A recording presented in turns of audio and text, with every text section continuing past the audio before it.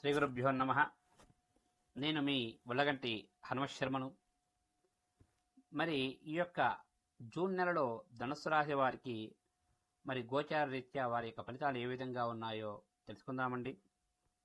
ఈ యొక్క జూన్ నెలలో మరి ధనుస్సు రాశి వారికి అన్ని విధాలు కూడా బాగుంటుంది.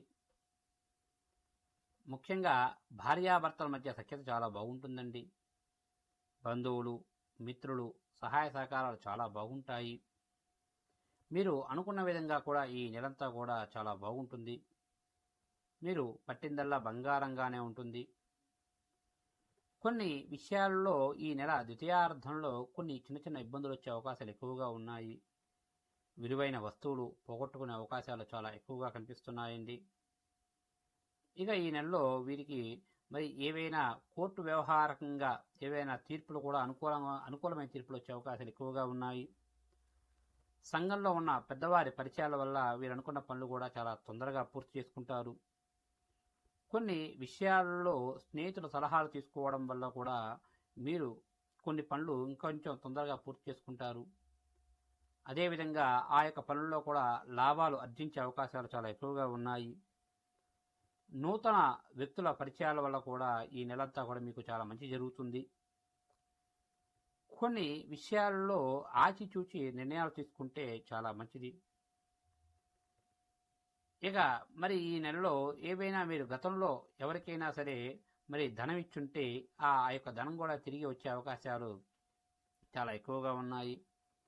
బంధువులు, మిత్రులతో కలిపి విహారయాత్రలు, తీర్థయాత్రలు ప్రయాణం చేసే అవకాశాలు చాలా ఎక్కువగా ఉన్నాయి. ఆ యొక్క మరి విహారయాత్రలు కానీ తీర్థయాత్రలు చేసే సమయంలో కొన్ని విలువైన వస్తువులు పోగొట్టుకునే అవకాశాలు చాలా ఎక్కువగా కనిపిస్తున్నాయి. కాబట్టి ఆ యొక్క మరి ప్రయాణ సమయంలో తగు జాగ్రత్తలు తీసుకుంటే చాలా మంచిదండి. ఇక ఎవరైతే ఈ యొక్క ధనుసు రాశిలో ఉన్నటువంటి మరి వ్యాపారస్తులు ఎవరైతే ఉన్నారో వారందరికీ కూడా ఈ నెలంతా కూడా బాగానే ఉంటుంది. ఈ నెలలో మీరు అనుకున్న విధంగా కూడా మీ యొక్క వ్యాపారం అనేది అయితే పూర్తవుతుంది. కొంచెం లాభాలు కూడా ఆర్జించే అవకాశాలు ఎక్కువగా కనిపిస్తున్నాయి. ఇక జాయింట్ వ్యాపారస్తులకైతే ఈ నెలంతా అనుకూలంగా లేదనే చెప్పాలి. ఈ జాయింట్ వ్యాపారస్తులకి ఈ నెలంతా కూడా మరి మిశ్రమ ఫలితాలుగానే గోచరిస్తున్నాయి. అంటే అటు మీకు మరి నష్టము ఉండదు, అదేవిధంగా లాభం ఉండకుండా కూడా మీ యొక్క వ్యాపారం అంతా కూడా మిశ్రమంగానే నడుస్తుంది ఈ నెలంతా కూడా. ఇక ఎవరైతే ఈ యొక్క ధనుసు రాశిలో ఉన్నటువంటి ప్రైవేట్ సంస్థల్లో పనిచేస్తున్న వారందరికీ కూడా ఈ నెలంతా కూడా చాలా బాగుంటుంది. మీ పై స్థాయి అధికారులు ఇచ్చినటువంటి కొన్ని పనులు, అదేవిధంగా కొన్ని ప్రాజెక్టులు అయితే మీరు తొందరగా పూర్తి చేసుకుంటారు. పూర్తి చేయడం వల్ల వారి మన్నన పొందే అవకాశాలు చాలా ఎక్కువగా ఉన్నాయి.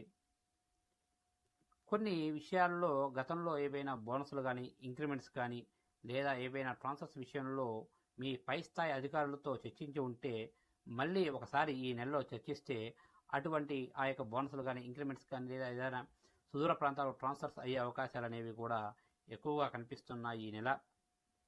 ఇక ఎవరైతే ఈ యొక్క ధనుసు రాశిలో ఉన్నటువంటి విద్యార్థులందరికీ కూడా ఈ నెలంతా కూడా బాగానే ఉందండి. ముఖ్యంగా మరి స్టేట్, సెంట్రల్ గవర్నమెంట్ సంబంధించి జాబుల కొరకే అప్లై చేసుకొని పరీక్ష రాస్తున్న వారందరికీ కూడా ఈ నెలంతా కూడా చాలా బాగుంటుంది. ఏదైనా ఇతర దేశాలకు వెళ్ళి చదువుకోవాలి అనుకునే వారికి కూడా ఈ నెలంతా కూడా చాలా బాగుంటుంది.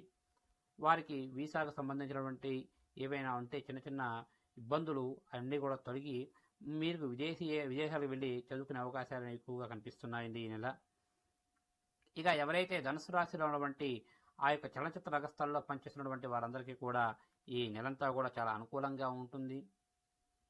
గతంలో ఏవైనా మీకు రావాల్సినటువంటి కొన్ని సంస్థల నుంచి మరి ధనం అయితే తిరిగి వచ్చే అవకాశాలు చాలా ఎక్కువగా కనిపిస్తున్నాయి. ఇక ఏవైనా కొత్త ప్రాజెక్టులు ప్రారంభించే వారికి కూడా ఈ నెలంతా కూడా చాలా అనుకూలంగా ఉంటుంది ఈ యొక్క ధనుసు రాశి వారికి. ఇక మొత్తంగా చెప్పాలి అంటే ధనుసు రాశి వారికి ఈ నెలంతా కూడా చాలా బాగుంటుంది. కొంచెం ఆదాయం అయితే బాగానే ఉంటుంది, కానీ ఖర్చు కూడా కొంచెం అధికంగా ఉండే అవకాశాలు ఎక్కువగా ఉన్నాయి. ఇక ఈ నెలలో వీరికి ఈ యొక్క ధనుసు రాశి వారికి అనుకూలమైన రోజులుగా మరి 5వ తారీఖు, 8వ తారీఖు, 15వ తారీఖు, 17వ తారీఖు, 22వ తారీఖు, 26వ తారీఖులు వీరికి అనుకూలమైన రోజులుగా ఉన్నాయి.